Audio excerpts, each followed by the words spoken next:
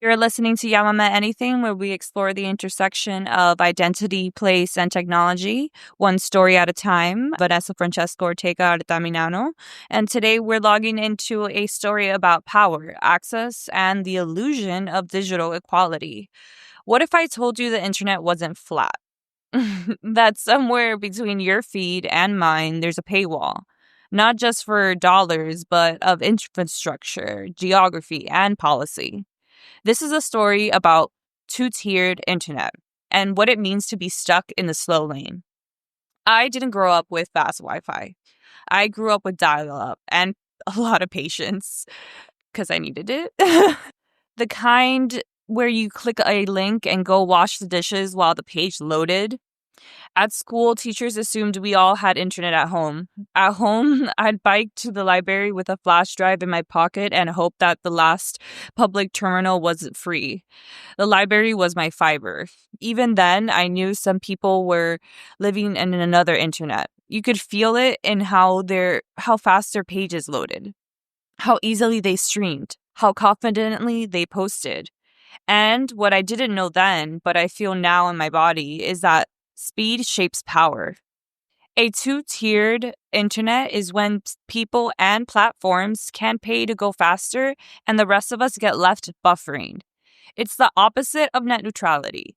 The idea that the internet service providers shouldn't favor or throttle any content or website. The US repealed net neutrality in 2017. And ever since, the internet has been slowly fracturing into lanes. This is a quote from a policy expert. Without net neutrality, ISPs can legally prioritize corporate clients, creating an uneven playing field for everyone else. It's like if the roads to your house got narrower unless you paid a toll, or if your mail took longer to arrive because you didn't subscribe to the premium delivery plan.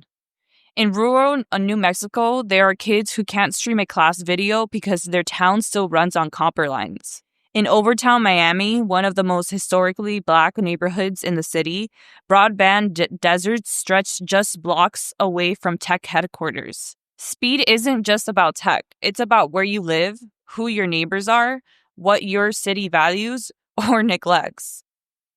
A two-tiered internet is not just technical. It's territorial. It follows the lines that already divide us. Redlining, disinvestment, extraction. If you're a multinational streaming company, a fast lane is a gold mine. If you're an artist of color trying to upload your work from a shared connection, it's a wall. This system rewards already established power. It privileges the loudest, slickest voices. It buries the rest. And when it comes to organizing, it silences. Slowness becomes censorship by infrastructure. But here's what they didn't count on. Communities build. People adapt. Some folks are making their own internet.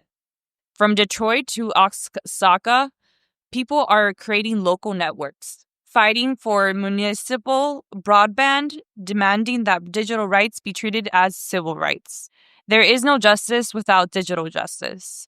The internet was never neutral, but neutrality isn't a myth. It's a demand, a commitment to build an internet that sees everyone, that carries all of us equally, urgently, no matter the zip code.